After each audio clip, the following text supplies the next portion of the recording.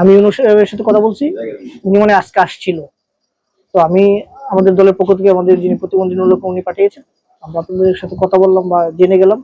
যে কোনো বিষয়ে আমাদেরকে জানাবেন, ইনশাল্লাহ আমরা আপনাদের পাশে আছি। সরকারি বিষয়ে যে কোনো ধরনের সর্বাত্মক সহযোগিতা করবো আপনাদের। যেহেতু আপনার দুইটা সন্তান, এটা অলরেডি তারা জানে যে আপনাদের আর্থিক অবস্থা সব বিষয়ে, আশা করি সরকারি বিষয়ে ব্যবস্থা নেবে। ঠিক আছে মন্ত্রী। হ্যালো, আসসালামু আলাইকুম। শুনেন, আমরা সকালবেলা ফোন দিয়েছিলাম বোধহয় আপনার শ্বশুরের সাথে কথা হয়েছিল। তো আমাদের তো আসলে মৃত্যুর উপরে তো কারো হাত নাই।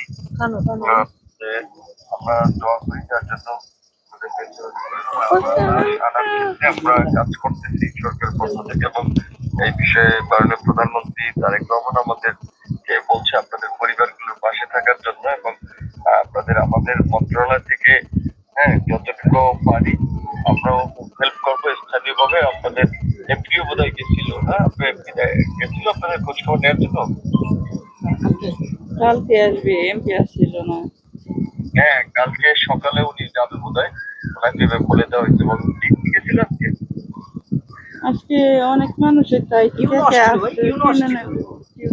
হ্যাঁ হ্যাঁ, দ্বিতীয় বোধ হয় আসছে। তো এখন ধরেন যেটা আল্লাহ সেটা তো আমাদের কিছু করার নাই, কিন্তু আমরা যতটুকু আপনাদের পাশে থাকতে পারি আমরা সেই জায়গা থেকে আমাদের সর্বোচ্চ সাপোর্ট আমরা সবাই মিলে দোয়া করি।